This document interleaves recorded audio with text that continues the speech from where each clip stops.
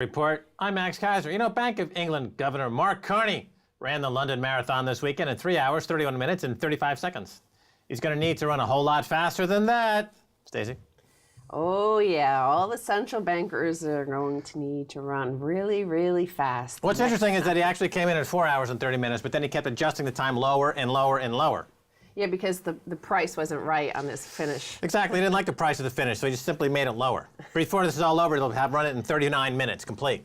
Well, while he was running the London Marathon, of course, the Sunday Times Rich List came out, and what the Sunday Times Rich List showed was that in the past 10 years, the rich have doubled their wealth.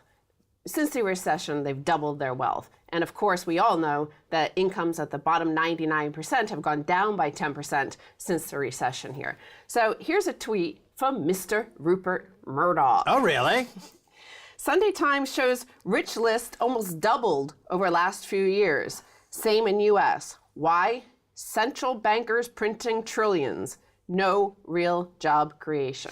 Right. To double your net worth over the past few years, as Rupert Murdoch points out, it's just an accounting gimmick, if you will, an accounting systematic fraud. In other words, if you have your personal net worth, your personal balance sheet is tied into Mark Carney's Bank of England, as many do, the oligarchs and the billionaires list, they simply have all of their financial affairs managed by Mark Carney and Janet Yellen and Mario Draghi. And what they simply do is they simply, as he did with his marathon time, make an adjustment, or as he does for real, he just sends the price of money down to zero.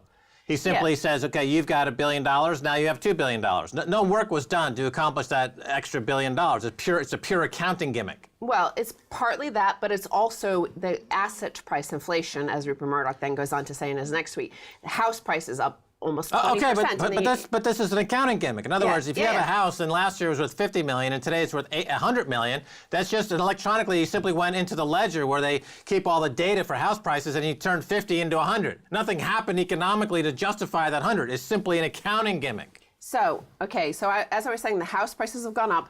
The FTSE is up at all-time highs. So, yet, what is a very wealthy person to do with tens of billions of pounds? First of all, they're laundering it through property, but they can guarantee that the Mark Carneys of the world will continue to increase the prices of those assets. So why would they then extract any of the equity or the value from those assets and, for example, invest in a risky venture of creating new products? Right, exactly. If there was a vending machine and you put in a quarter and it kept spitting out candy, and you put in nothing more, it just kept spitting out candy.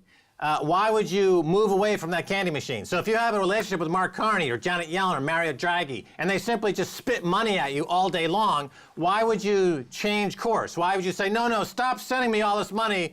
I'm actually going to go build a factory somewhere and hire people and do manufacturing and do some export and to create a positive trade balance in the UK that they haven't had for decades. Why? No, you wouldn't do that. If you're just getting free candy all day long, you would not change your behavior. And the other thing is, in the United Kingdom, which is different from the United States, is that there isn't a very advanced, say, venture capital sort of situation. And in the United States, you have Silicon Valley and people invest in early startup ideas. But here, most of that money usually comes from extracting equity from your home and then investing it in your business. But as has been shown, all this in the City of London around Silicon Roundabout, all these young people don't own properties because it's impossible to get on the property ladder. So they don't have any collateral in which to put up a loan to invest in their companies because there's no VC infrastructure here. So they have to extract equity, but they don't have any equity, so they can't start companies. So there are no small and medium-sized enterprises, especially those that have survived RBS and GRG group, and so there's a slowing down of wealth creation,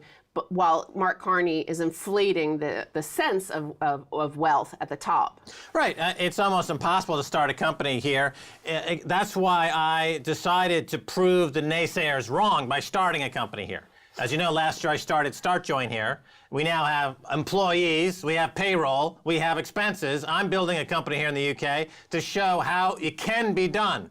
As a foreigner coming into this country, building a vibrant technological wonder platform of StartJoin, the crowdfunding and crypto platform, I'm bucking the trend. I'm going to show these people how it's done.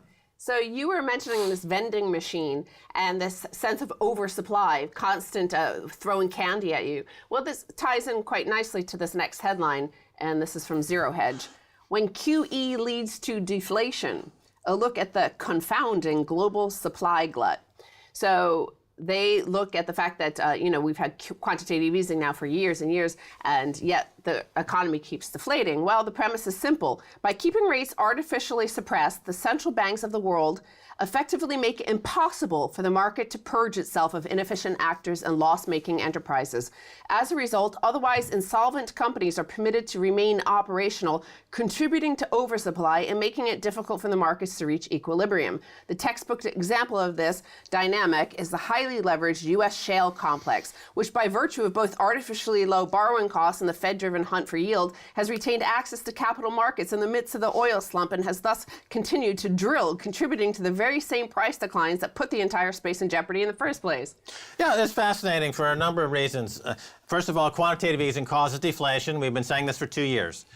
Big central bank names like Danny Blanchflower said, no, that's impossible. Now, he's been proven completely wrong. I believe Paul Krugman also said that this would not be the case. He's been proven completely wrong.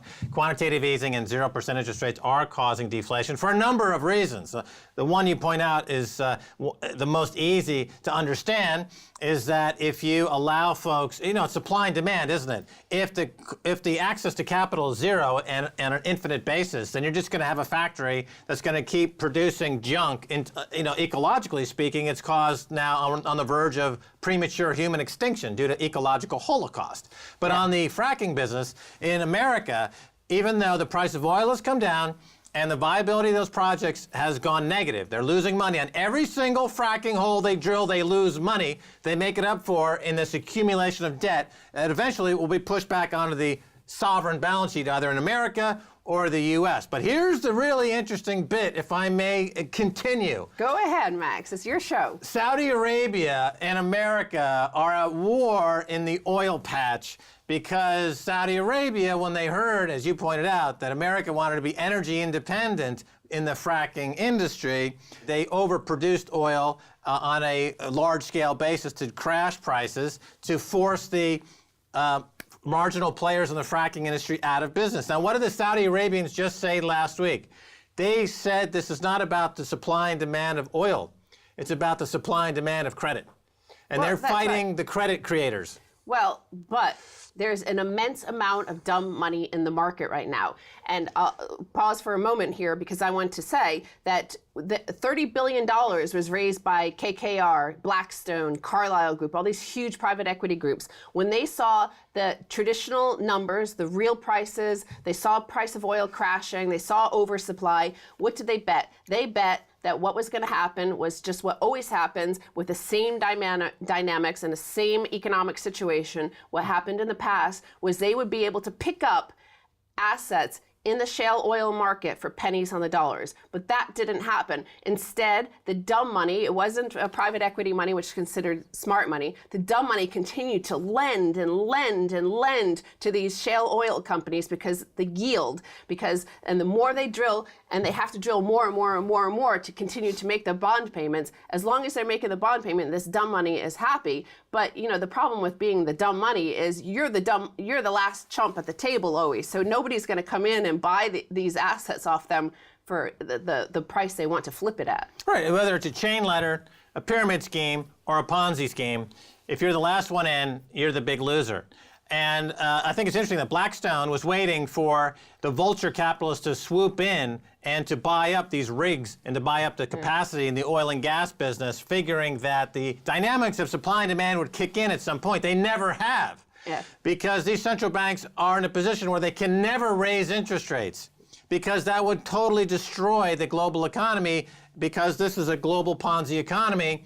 And so they are left with this specter of, essentially, as I pointed out, the war is not about oil anymore. No. It's about this so-called savings glut, which is a $50 trillion stash of cash that's being used to finance projects that are unviable economically. They have no economic reason to be in existence. They're just fee spinners for bankers. So, Yes, so the Saudis can keep on pumping. They are pumping more oil. It's like 700,000 more barrels per day Right. this year than last year. But they haven't counted on how dumb, it's like idiocracy global, gone global. Dumb investors there are out there willing to throw money at these things. And when you first started working on Wall Street during the last oil crash in the 80s, when Houston was a see-through city, that was when private equity were swooping up at pennies on the dollar, all these assets. But now those aren't available because people are willing to throw money. The share prices, by the way, the stock prices of these shale oil companies are almost at zero. So the stock prices have collapsed.